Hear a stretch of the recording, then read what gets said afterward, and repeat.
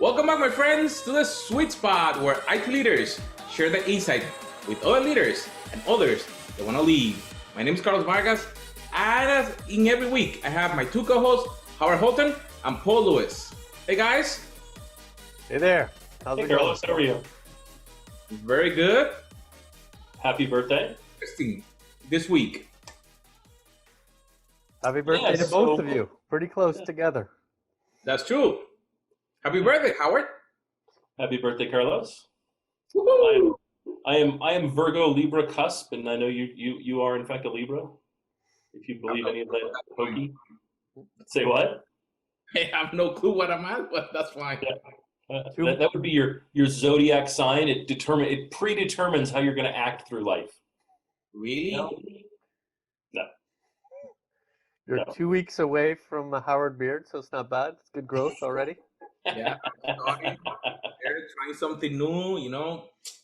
I don't know if anybody noticed, I did get like 2 inches cut off a couple weeks ago. Trying to make sure that it stays, in a shape that I like and doesn't just become wild.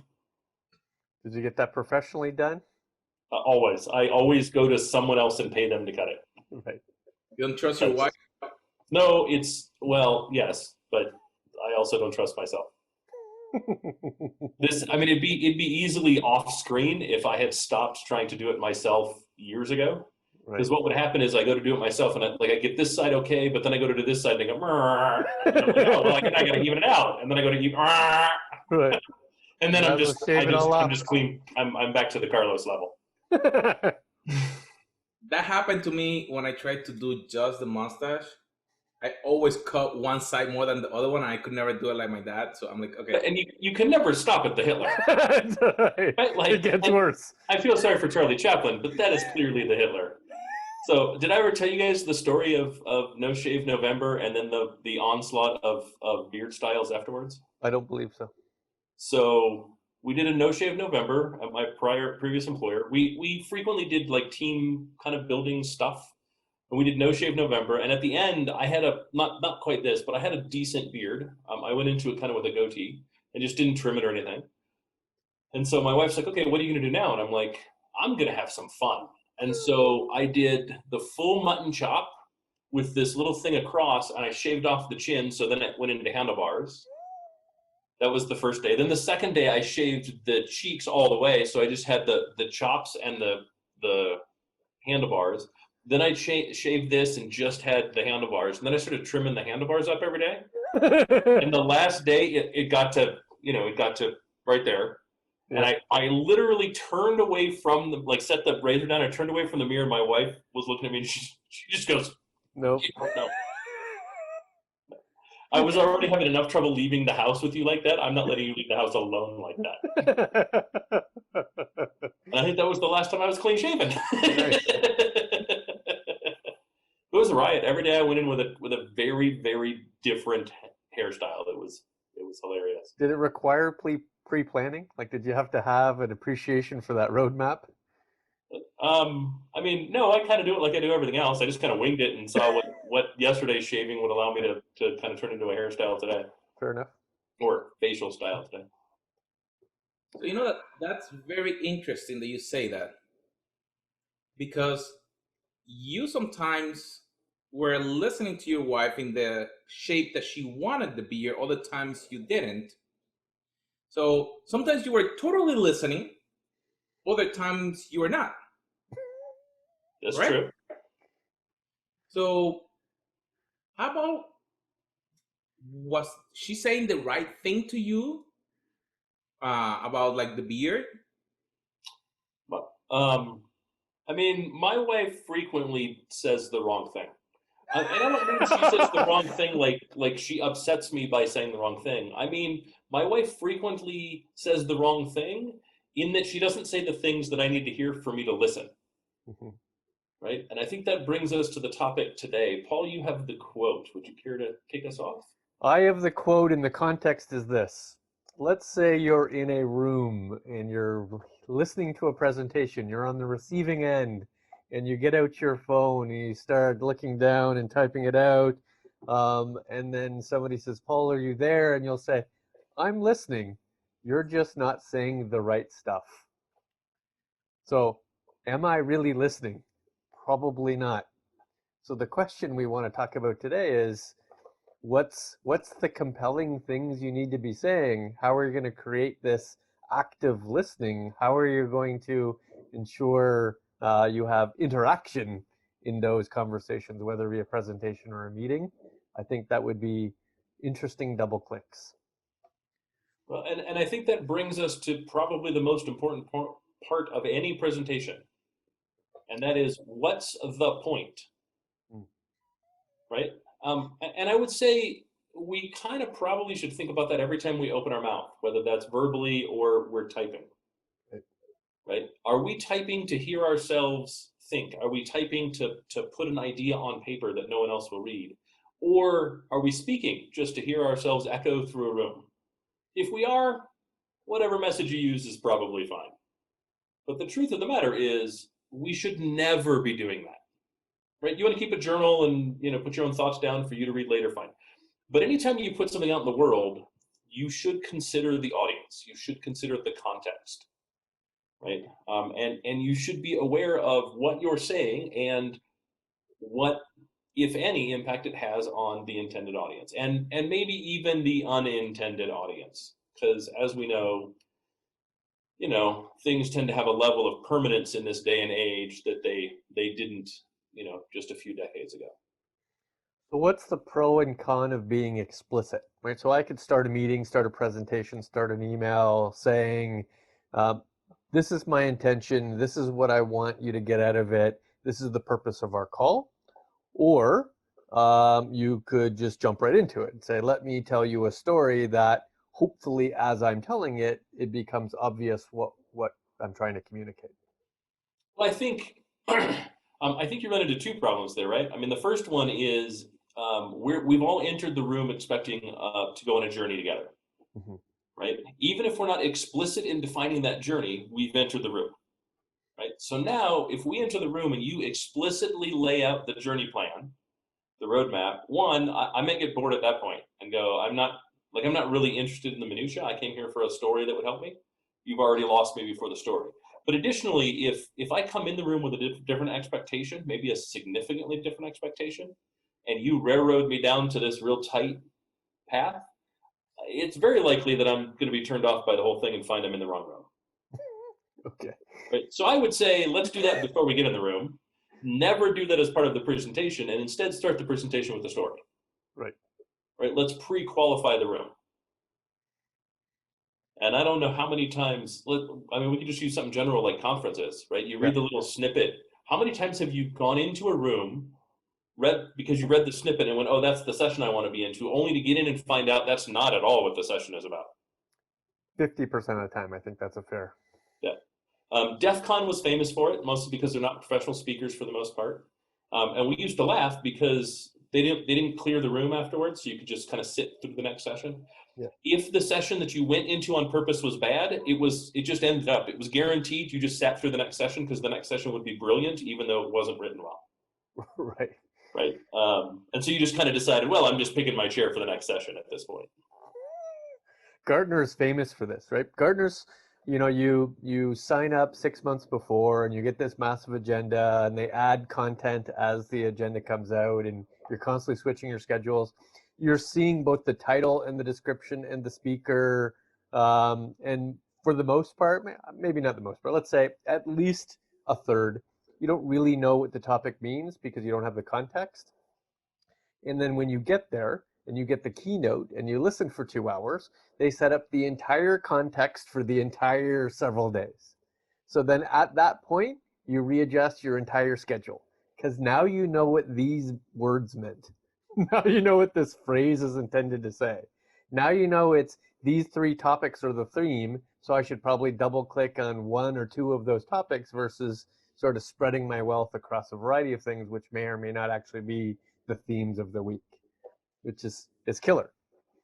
So you look for things that you would like to learn to support what you already know, or you go for something that is completely foreign to you so you have the opportunity to learn something different.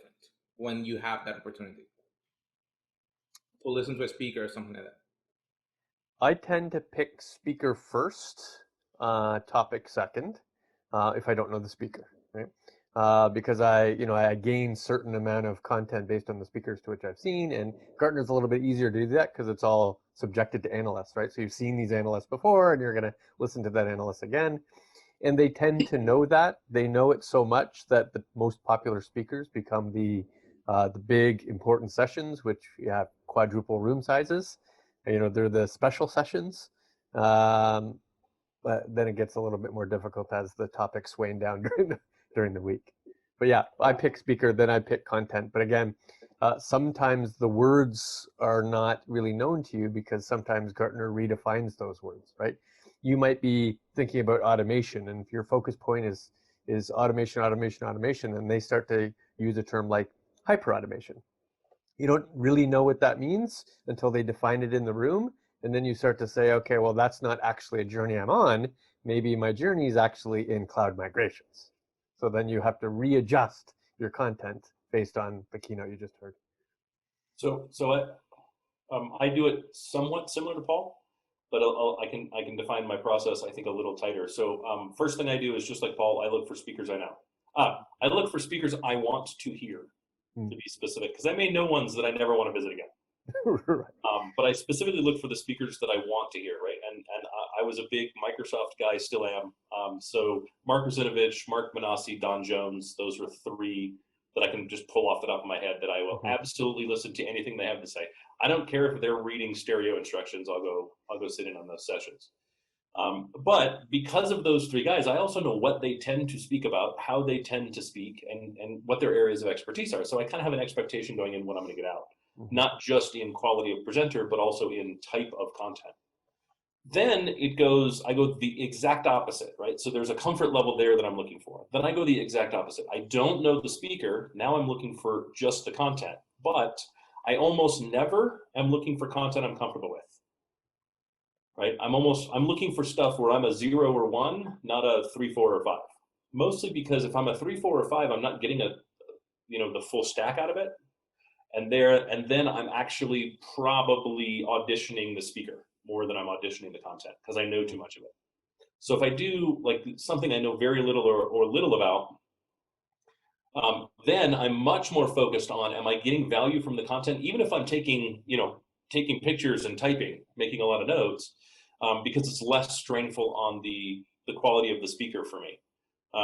And then at the end, I go, was this a good speaker? If so, yes, then they go on my list of speakers to look for in the future. Or was this not a good speaker, in which case I go, fantastic, I know significantly more about this thing now, and how do I apply that for the rest of the weekend?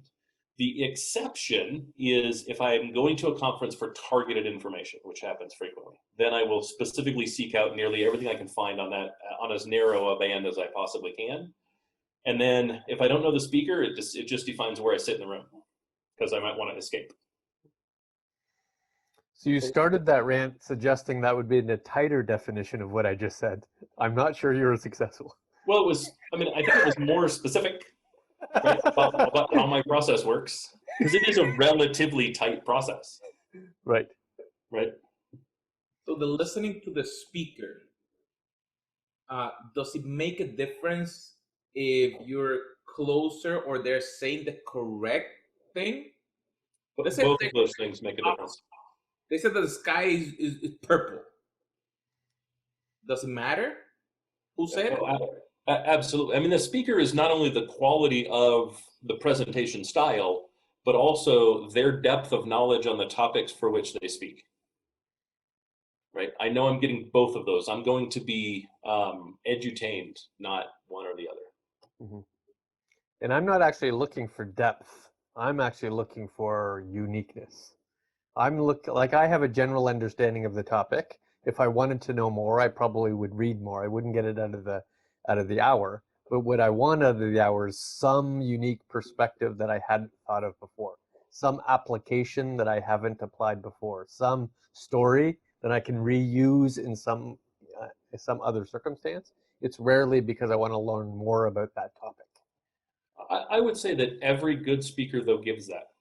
Right? I don't know any good speaker that doesn't do all of that for their perspective, regardless of depth, right? Even if they do get deep, and like Don Jones is a good example, right? He teaches. He's the best PowerShell teacher I know, and PowerShell is kind of a deep topic to begin with, so you're not really going to do light PowerShell conversations. And yet, what makes Don so good is his perspective on PowerShell, the stories he tells on why he uses a thing and why he does it a specific way and what the value is to doing that. While it's still deep, it's absolutely his perspective. Mm-hmm. And so I'm with you, right? I desperately want the perspective. I desperately want the kind of storyteller, but I think a good presenter is always a storyteller. Yep. So how about when then that's on a conference? How about when you're in a meeting with a vendor or something? How do you know that they're listening to you when you express something, or that they're actually even communicating to what is your need? Because on a presentation like that on the conference, you pick the topic. When the vendor come, it's different. You mean us on the receiving end of that content? Yeah. So this is what I would generally expect of those kind of presentations. I'd expect you to start with a sense of a theme. Right? We're going to talk about this kind of thing today, and what I want you to get out of it is these kind of objectives. I'm not going to talk about an entire roadmap. I'm not going to go through the agenda. In fact, agenda is a weird thing to even go through for me. But I think by the end of this conversation, you will believe this to be true. At least you'll have a better sense of it. And then jump right into the content, but setting the context very quickly. In other words, I'd want you to run through why, and then what, and then how. When it comes to why, I want you to give me a outside of my company perspective. Give me an appreciation for what's happening in the industry that I may or may not know, and you won't know if I know, but I need to know that you understand it. Then the other side of that coin is overlay that with what you know about my business, right? If the industry is X, where do I play in that industry? How do I participate in those transactions, as an example? And what, in fact, you might perceive is the good, bad, and different about my organization within that industry.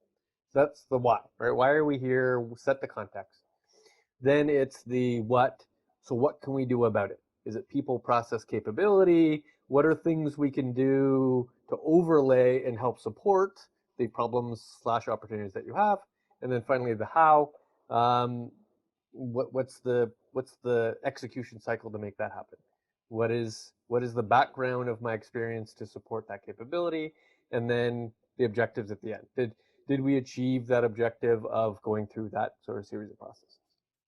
That's Yeah. what I'd expect. I probably received something like that 5% of the time. Oh, I think you're being generous. Although I spent the last 10 years in a much more niche area, so I can kind of understand that. But yeah, I want all of that, and I want the first meeting. I want you to spend most of your time on the front and less of your time on the back. And as the meetings go, spend more. I still want all that stuff. Right. Spend more time sliding the scale towards the tail. As we continue to evolve, I want to have a better appreciation. I better have already had a full appreciation for your why, and I better start to get a far better appreciation for your how as the things move.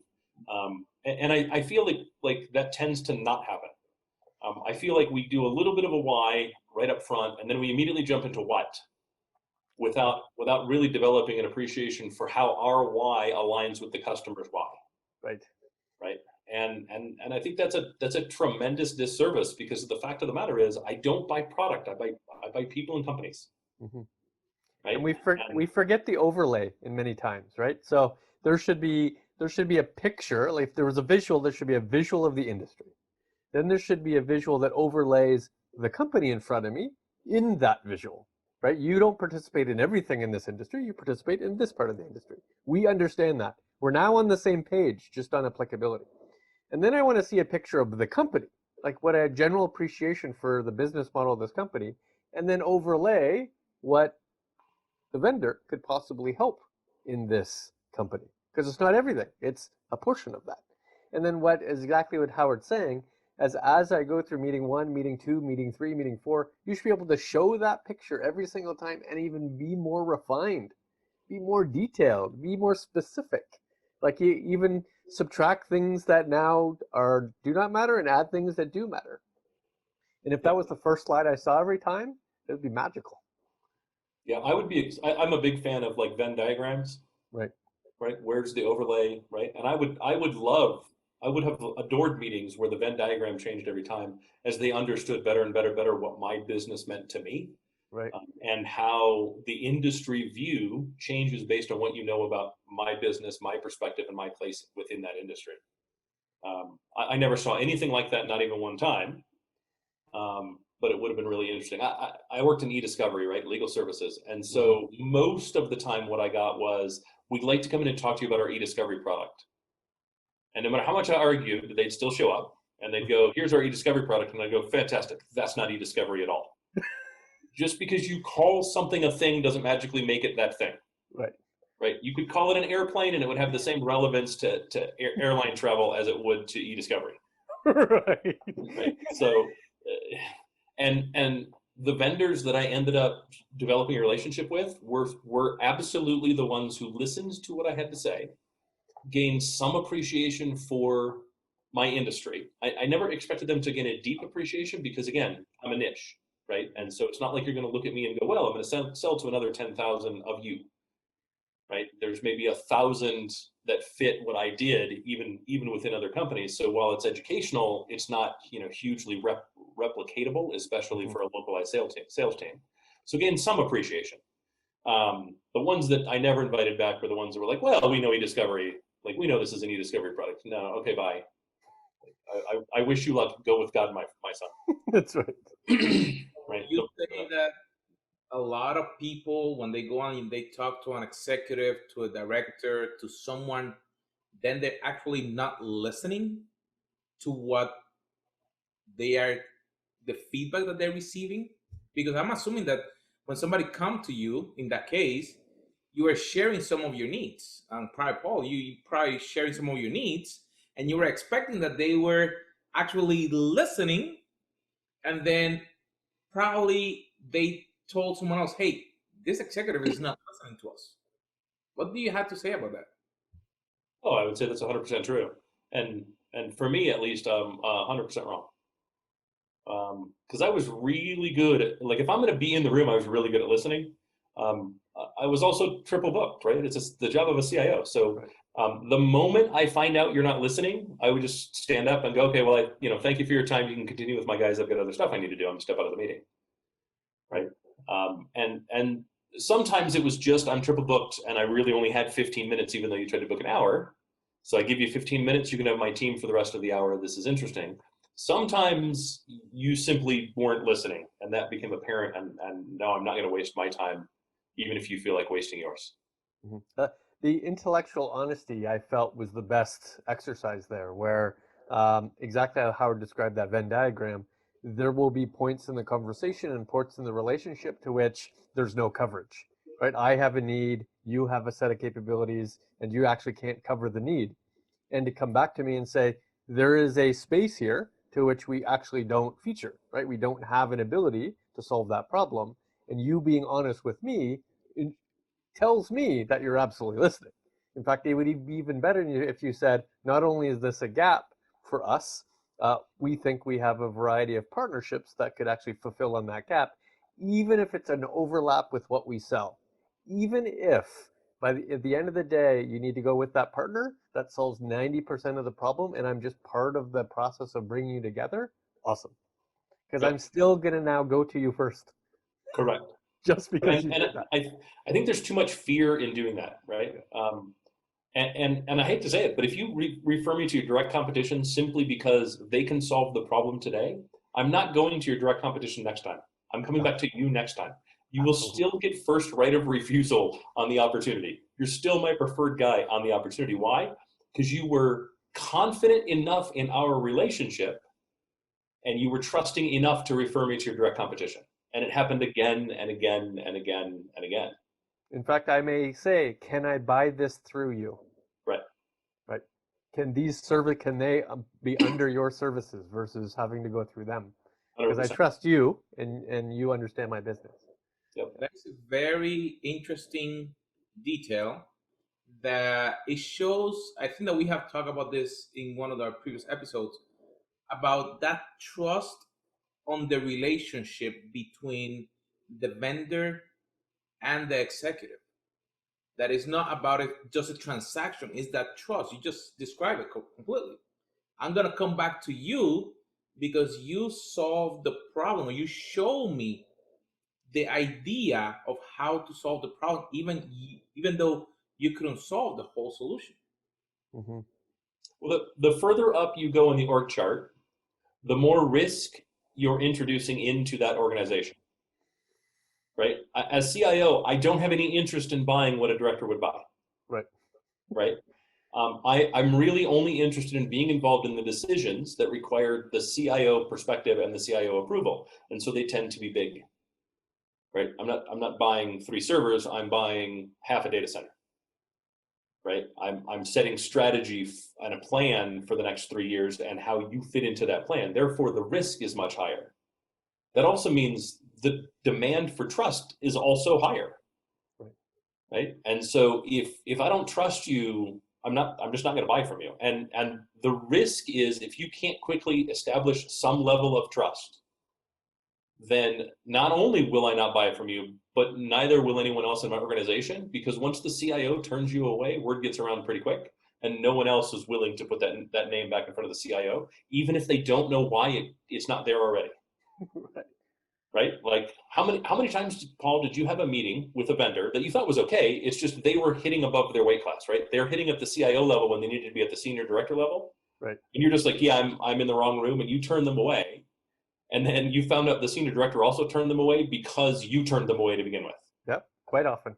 Yep. Right? They assumed that I wasn't interested in the solution holistically, when the reality was just a different level that I was unwilling to listen to. Yeah. Now, it's not true of you, but it was certainly true of me.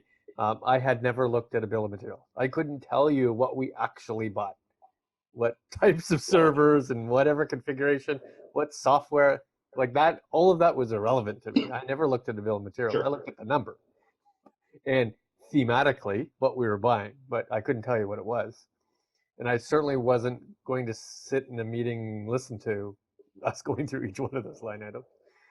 I never sat through meetings going like that was offensive to me when they were like, okay, so we're going to go through the bill of materials. No, we're not. No, we're not. You can email it. That's right. Right? And what good does that do me? If you're missing something, I promise you, it will be on you, because I'm not buying a bomb. I'm buying an outcome. Right. So if you missed a cable, I'm not paying for that cable. You're going to have to pay for that cable. You're going to need to certify that that bomb is correct. That's right. You should have presumed it needed power. Right. But I will say probably the most frequent thing that happened whenever anybody new came in to a meeting I was in was they failed to grasp the fact that there are CIOs that are highly technical. I'm a highly technical CIO. I'm happy to dig right down into the nuts and bolts. I'm happy to go real deep and let's talk about, how do you actually store bits on drives? I'm good with that conversation. Let's go into it. Right? What are the mechanics of how all of this stuff works end to end? And I frequently would be in a room where somebody was like, I don't know. Okay, cool. So I asked you to bring someone who could answer my questions. You knew what kind of questions I was asking, and you didn't bring someone who could answer my questions. Now once again, we're back to the wasting time. Where is the trust lost here? Right? Where did the expectation fall short? And are we going to do this twice? And sometimes, especially with new vendors, they bring somebody in, and a lot of it, I will say, like as a percentage, security was the worst. Right? They bring somebody in, because I was also the CISO, right? They bring somebody in, they kind of talk through what their thing did, and I'd start asking questions, and almost immediately watch it unravel before my very eyes. Right. Because you expect to have a CISO conversation. You don't expect to have a sales conversation. Yeah. Well, but I also expect to have an enterprise architect conversation, right? I expect to have a deep technical conversation. I expect to have the conversation I want to have. Right. Period. I expect to have the conversation I want to have. And what was interesting was there were some partners that would bring in, I think this vendor has something that would be really good for you. I think it fits. Like I've talked to them. And like we'd have a little pre-call, and I'd kind of lay things out. Okay, cool. I think this is interesting. I'm looking for something that does this, but I want to go deep because the last 7 things can't do this thing. Cool. They'd bring the person in. I'd kind of light into them. I mean, I tend to get a little like focused, Right. and so I like, and you could see that they're like, yeah, this is not the right person, and the vendor would just go, I apologize, I thought we went over this with them, but apparently they didn't bring the right person, and they just go, see, I told you he was going to be highly technical. We got to go. Right. Right. And at that point, the partner, company they would bring in wasn't invited, but they were always invited back. So there's some pre-listing is what you're saying. Pre-listing is the pre-call to say what level of detail do you think we're going to get to, who are the audience, and what objectives do you think that they're going to have. Is there either business or financial or other constraints that we should be aware of before we walk in the room? Where are they in the buying cycle? Where are we in the selling cycle? All of those things should be known well before they even walk into that room. What have they likely seen before? And have you ever had any feedback on what they've seen before? Because that's so valuable. No, I've seen 4 of your competitors already, and they can't do this one thing. And I swear, if you just ask in the pre-call, I'll generally tell you. Mm-hmm. So right? This isn't a game. Is there a difference with internal clients? So if they're coming to you versus an external one that need your time on that conversation? I'm not sure I understand what your definition of internal versus external. If you have an internal meeting and you need some information, something that conversation, that listening process that you're saying, is it any different than an external vendor coming for your time? Oh yeah. You mean like if we have an internal meeting and we determine a need, and then I reach out to the vendor to fulfill that need? Yeah. I would say the hit rate's much higher when we do that, but the same problem still happens, right? I'll still get vendors that show up, they do a presentation, and you go, this is not what I asked you for at all, and I put my whole team in the room. And I would say the risk of that is much higher, because you change the owner of the relation, you change the owner of that risk. Like if you come to me and present something externally, I don't have any risk in it. I'm risking just my time. It's fine. You will have wasted my time, not the other way around. Right? But if I come to you and say, this is what I need, and you fail to actually deliver on that when I have a room of 27 people, now it's my responsibility. Now I'm generally upset about it, right? The risk of failure to you is much, much higher when it's an internal to external versus external to internal. That is a very interesting detail, because now if somebody's coming from the outside and they don't understand that, they don't get, oh, well, we can get another meeting. What would you say about that? I wasted 27 people's time. Right. How are you going to guarantee that not only are we not going to waste their time, but it's going to be the most valuable hour they've ever had to make up for the wasted hour previously? Yeah, the reputational risk is not an external problem. It's an internal problem. Like, I'm willing to risk my external reputation well before my internal one because I still work here. But like, I require some longevity here. I'm not here for another month. I'm here for years. I don't care if that's up, down, or out. Right. It makes no difference to me. Right. I'm not more concerned about ruining that reputation with my CEO than I am ruining it for the people who work for me. Right. Right. I'm probably more concerned about ruining it with the people who work for me. Right. Right. The CIO or the CEO is always going to see me as a tech wizard. Right. Right. You're always the laptop guy. Always. The people who work for me are going to see me as the pointy hair dude the more I do that. And the last thing I need is to become their pointy hair dude. Yep. Now, let's take the other side. Howard, have you presented to a set of clients that has been incredibly successful and incredibly poor? And then describe the difference between the two. Why were the successful ones successful and the poor ones poor? So yes and yes. So matter of fact, today was hugely successful. I met with a large financial institution. I hadn't met the salesperson, the account exec. They didn't really know much about me. I was referred in by someone else who was part of the account conversation, um, and I didn't really have a well-defined role in the conversation. Okay. However, I had specific industry expertise. It was their e-discovery department that we were meeting with, Huh. and that happens to be my bailiwick. So Right. um, it was hugely successful because I spoke the language and had specific experience that most vendors have less than zero. And what I mean by less than like if you have zero experience at something, you Mhm. ask a lot of questions. Right. You make no assumptions. And when someone says something that you don't understand, you ask them what they mean. Right. Less than zero is where you make an assumption that you know way more than you do, and you don't ask those questions, and you make a ton of assumptions, right? And so most vendors have no one that really understands e-discovery. So being able to immediately go to, okay, this is the language that you use, and therefore let's talk in your language. Let's skip past kind of the stumbling over trying to find common language, and let's just go for it. Mhm. It was hugely successful. Not only did we spend the entire time actually talking, right, having a discussion rather than just a presentation, we only got halfway through the presentation because we were able to get deep into what they actually cared about. Mm. We have 3 follow-on meetings already scheduled, and this is pushing forward at light speed. Nice. Versus I've had almost the same thing happen where I did meet the sales team. They did prep me. I was able to ask questions, and the sales team had no idea what was actually going on. And so when I got in and started talking, the customer went, "I don't understand why you're doing this because none of this is what we want." Right. Right.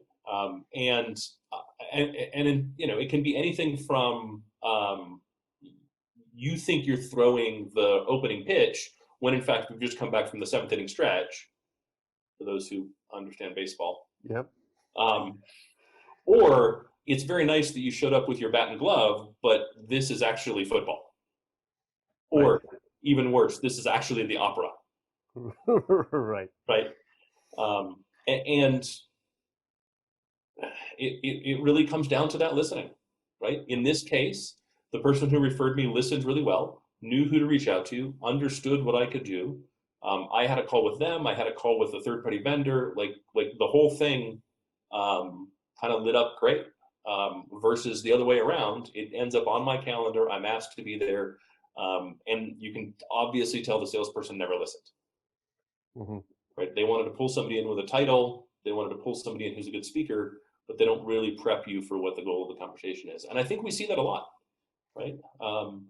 Yeah, that pretty much defines good, bad, and indifferent with my any meetings that I've had. Like the good ones have had better context and better maturity, right? So the account team knew where they were in their maturity of, let's say, digital transformation or their data journey.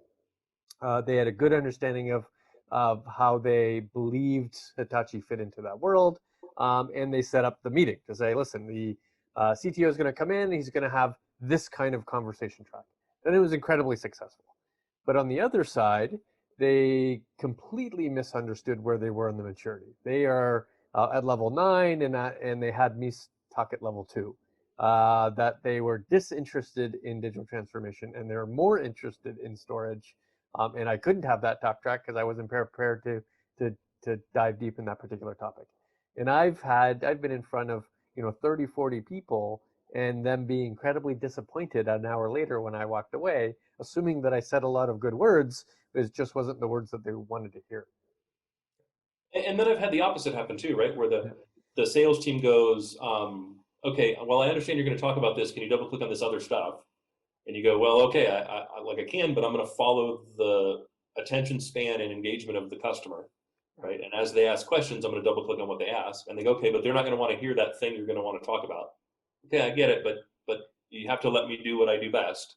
Right. And then the whole thing goes, you never get off the talk track that you intended to talk about anyways, because the customer stays engaged and asks questions, and by the end of it, they're like, that is the best we've ever heard from you guys. right? And you just look at the sales guy and go, how did you not know this is what they wanted? Like there's 4 VPs, SVPs, and EVPs in the room, and you assumed they wouldn't want to hear this? I don't, like, come on, guy. You didn't listen coming into the room. You didn't look to the titles of the people and what they might actually care about. And you don't understand what their job is well enough to make an assumption about what they might want to hear. So don't make an assumption, ask the question. Yep. So what will it be like a recommendation for someone coming? Is there something that they should be looking to prepare for that meeting so they can listen not only with their ears but probably look for information or ask the correct questions so they don't end up like, hey, you're not listening to what I need, so you just wasted, like you guys have shared, I've been there also, where you wasted time. What could be something that our listeners can take and apply for their next meeting? So let's say you have an hour. It's the first meeting and you have an hour. You have 5 minutes to present at the front of the hour. Present at the front of the hour, but it better be why you. Then ask the customer a lot of questions.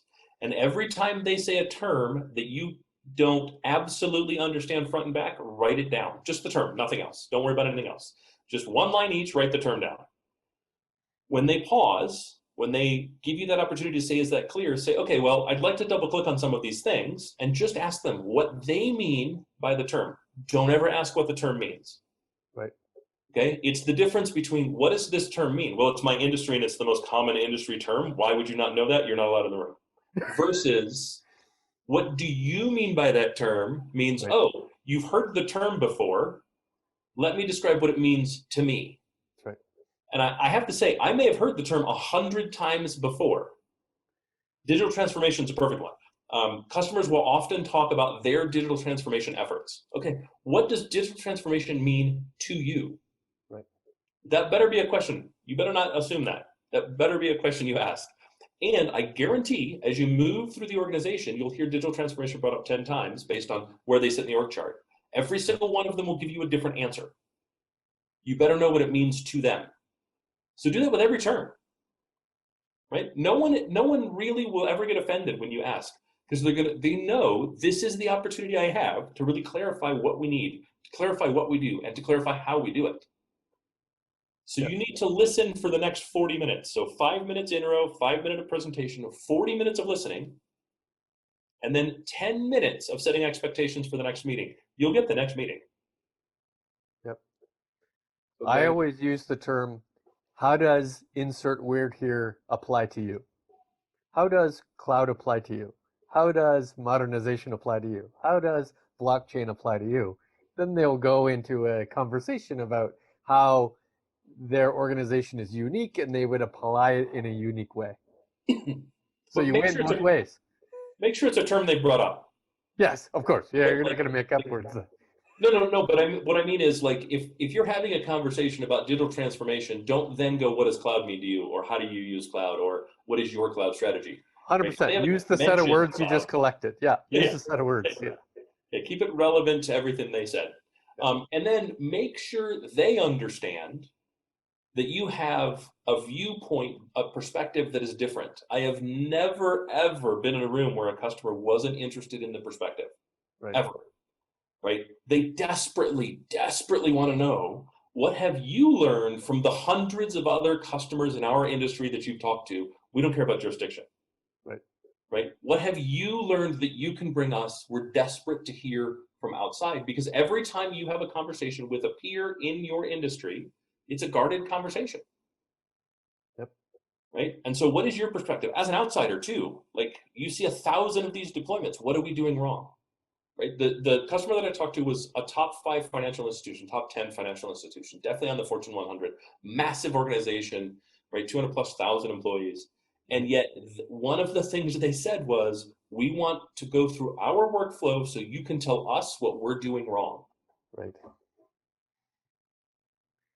That's word for word, by the way, specifically the word wrong.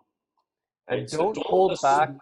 Don't hold back the attaboys, even if that's true, right? Yep. Because there'll be things they're going to review with you that they're actually exceptional at, highlight it. So, wow, that's interesting. In fact, better than the other 5 clients I just talked to about it. That's amazing. I hear you're struggling here, but let's really clap at this one because you're really good at that. And if you've seen the same thing that everybody else struggles with up here, point it out. Right? We're no good at this. They'll say that. We're no good at this. Like, we struggle with this. And you just kind of go, okay, well, if it makes you feel any better, everybody else struggles with that. And they go, yes, that makes us feel better. Even if they don't say it out loud, it makes them feel better. And then you can, it's also then an opportunity to kind of double click and go, we actually have some methods that can help improve that process. We'd like to double click on that at a point in the future and really help you kind of clean that up. They're always interested in that. Like, as long as you're listening more than you're speaking, the customer is super attentive. Right. So from both of you, what I got is that there was no mention about your own products or what you offer unless you brought it out first and you were complimenting in how you can help them to solve one of their challenges that they offer. Correct? Let them bring it up first. That's what I'm saying. Yeah. Like, how many times, Paul, how many times have you been prepped for a conversation and you kick it over to the customer right away and the customer goes down a path very different than what you were prepped for? Yeah, it's all the time. Yeah, I've been prepped for conversations where I thought all we were actually talking about was strategies to use a product we resold. Right. Only to have the customer go, like, I'm unhappy in the following 7 ways. And you go, oh, well, there's a totally different way to deal with this. And this is how we would deal with that instead. And they go, oh yeah, I'd really like to hear about that. And what's revealed is an opportunity 5x. Right. And they're not batting an eye at the opportunity. They don't care. Right? They're not going, wait, how much is that going to cost me more? Yeah, it's going to cost you more. Right. Which is why you can't start with the how. You have to start with the why. Yeah. Why creates opportunity? How is about a transactional sale? Yep. If you're at the how, you should be at meeting 6. Correct. That's your that's when how comes up. Yep, 100%. Meeting 6. It's a good spot to do that.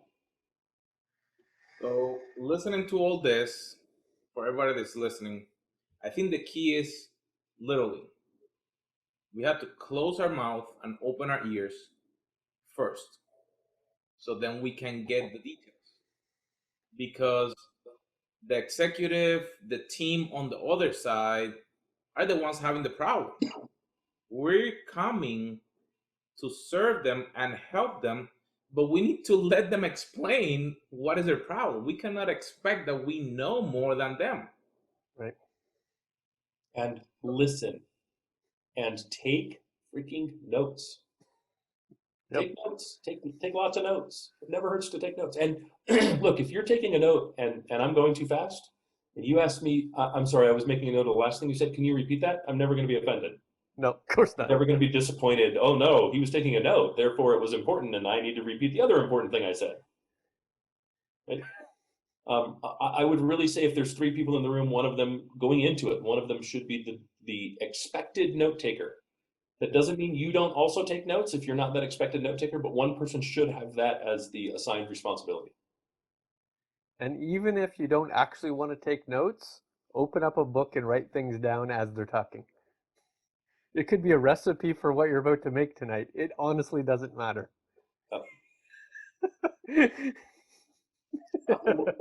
I tend to make a lot of notes that also aren't, they're tangential, right? Like the customer will say, okay, we really like this. These are the 7 features that we're using. These are the things that must really be there. And as they're talking, it occurs to me that, hey, there's actually a really killer feature that would help them. I don't want to talk about it because I need to see if we can get it on the roadmap, or can we do this, or is this a capability we can add? And I'll start making those kind of notes.